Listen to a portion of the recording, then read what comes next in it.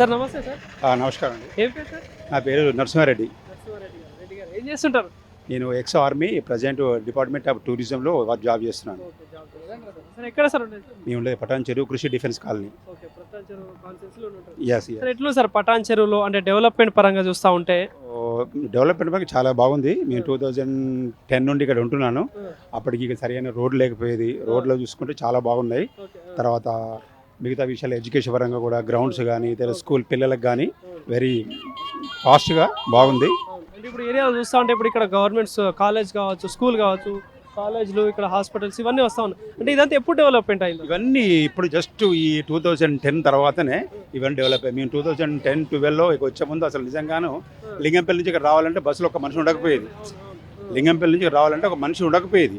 ఇప్పుడు లింగంపల్లి ఇస్నాపూర్కి వెళ్ళాలంటే కూడా ఫుల్ ట్రాఫిక్లో ఉన్నాం.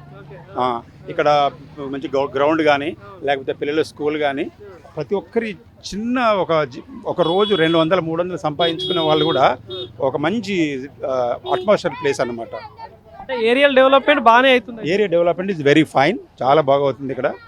ఇప్పుడు 2010 నుంచి ఇప్పుడు 20 ఈ 16 ఇయర్స్లో అప్పుడు మామూలుగా ఒక 10 లక్షలకు ఉన్నటువంటి ఎకరం ఈరోజు ఒక 18-20 కోట్లు అయిపోయింది. మరి ప్రతి ఒక్కరు కూడా అవుట్స్కేట్లో వస్తూ రావడం ఉండడం మంచి బాగుంది. అంటే ఇండస్ట్రియల్ డెవలప్మెంట్ కూడా ఐటీ డెవలప్ ఉంది, కానీ అలాంటి పొల్యూషన్ ఏం లేకుండా కూడా ఇక్కడ చాలా చూస్తున్నారు. ఇక్కడ ఉన్నటువంటి రాజకీయవేత్తలు కానీ పర్లేదు. సార్ ఇక్కడ లోకల్గా ఎమ్మెల్యే పర్ఫార్మెన్స్ ఎట్లా అనిపిస్తుంది? MLA performance very good. చాలా ప్రతి చిన్న వాళ్ళని కూడా ఎవరు వచ్చిన వాళ్ళని చూసుకోవడం, వాళ్ళు చెప్తే వాళ్ళ బాధలకు వినడం కానీ ఆయన వంతు ఆయన కరెక్ట్గా చేస్తున్నాడు. రిజల్ట్ కూడా 3 సార్లు ఎమ్మెల్యే మరి 3 సార్లు వచ్చాడంటే మరి గ్రేటే. మళ్ళీ అది కాకుండా ప్రతి ఒక్కరు కంటిన్యూ వచ్చాడంటే చాలా గ్రేట్, వెరీ ఫైన్. సార్ ఇప్పుడున్న రాష్ట్రంలో ఉన్న గవర్నమెంట్ చూస్తుంటే అడ్మినిస్ట్రేషన్ పరంగా చూస్తూ ఉంటే ఎట్లా అనిపిస్తూ ఉంది కాంగ్రెస్ గవర్నమెంట్ అంటే ఇప్పుడు ఏంది 2.5 years ఇంకా ఇప్పుడు అయిపోయింది, కానీ మనం కరెక్ట్ దాని గురించి ఏం సరిగ్గా చెప్పలేము.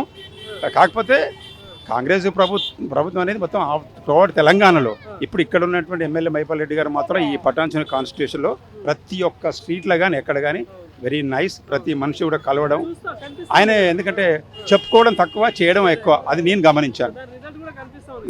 చెప్పుకోవడం స్టేజ్ మీదకి వెళ్ళో లేకుండా అక్కడ వెళ్ళో 10 మంది చెప్పుకోవడం తక్కువనే, కాకపోతే ఆయన చేతుల్లో చూపిస్తున్నాడు. సార్ అంటే ఇప్పుడు రాష్ట్రంలో ఒకటి సర్ ప్రక్రియ నడుస్తూ ఉంది కదా, SIR అన్నది ఏంటి సార్ దాని మీద మీ అభిప్రాయం? చాలా మంచిది అది. ఇప్పుడు వాళ్ళు చెప్తున్నారు కదా 2002లో ఒకసారి SIR జరిగింది. ఇప్పుడు బంగ్లాదేశ్ నుండి కానీ ఇతర కంట్రీల నుంచి వాళ్ళు వచ్చారు. అది కాకుండా చనిపోయిన వాళ్ళు, తర్వాత డబుల్ ఓటేసుకున్న వాళ్ళందరికీ ఇది చాలా మంచిది. ప్రజలందరూ దీనికి కోఆపరేట్ చేసి వాళ్ళు మన దగ్గర రాకపోయినా కానీ మనం వెళ్ళి చేయించుకోవడం మన ధర్మం. అది చాలా బెస్ట్. ఇది 2002 నుంచి ఇప్పుడు 2026 అంటే ఈ 24 years నుండి అప్పుడు ఒక 10 ఓకే ఫిల్టరేషన్ జరుగుతుంది. ఇప్పుడు ఎగ్జాంపుల్ ఒక 100 మందిలో దాదాపు 10-15 మంది పోగలుగుతారు, పోవాలి కూడా. ఎందుకని వాళ్ళ అనాథరైజ్ పర్సన్స్. నేనున్నాను, మా తండ్రి గారు చనిపోయారు, ఇక్కడ ఉంది, వేరే చోట్ల ఉంది, వేరే టోటల్గా స్ట్రెంత్ ఉంది కానీ మనుషులు లేరు. దాని గురించి ఇది మంచి ప్రక్రియ టోటల్ త్రూఅవుట్ ఇండియాలో నడుస్తుంది.